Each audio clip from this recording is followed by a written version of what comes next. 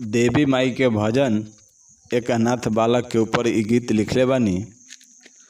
इ गीत बहुत अच्छा लगेला, बहुत अच्छा गीत बा।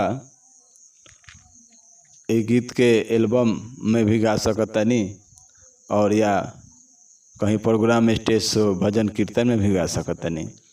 इ गीत जे भागा बाटे ओकरा घर में माई नइखे, जे भागा बाटे ओकरा घर में माई नइखे। माई के दूधवा जैसन जगवा में, कि माई के दूधवा जैसन जगवा में मिठाई नइखे। त जे भागा बाटे ओकरा घर में माई नइखे, जे भागा बाटे ओकरा घर में माई नइखे।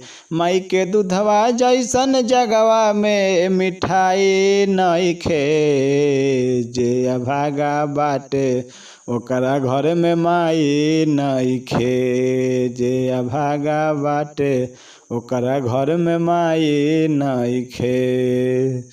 इस तरह वियोग वाला गीत बा और वियोग में होके ही गावे के बा इस गीत के कि माई 9 महीना पोसली, माई दुख दर्दिया सहली।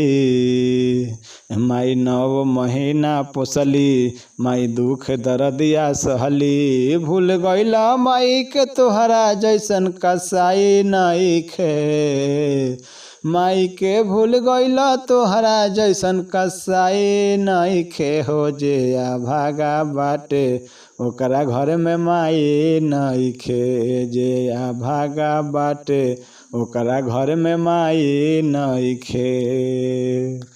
तो ये पहला अंतरा रहल और दूसरा अंतरा ऐसे बा कि माई पलंगा पर सुतवली, माई अचरा अपन ओढ़वली। माई पलंगा पर सुतवली, माई अचरा अपन ओढ़वली। माई के अचरा ऐसन जगवा में रजाई नइखे,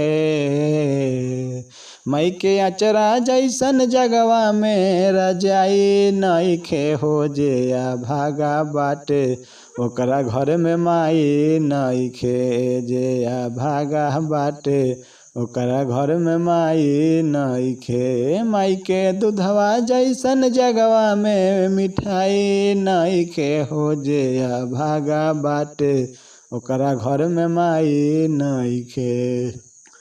तो गीत हम यहीं तक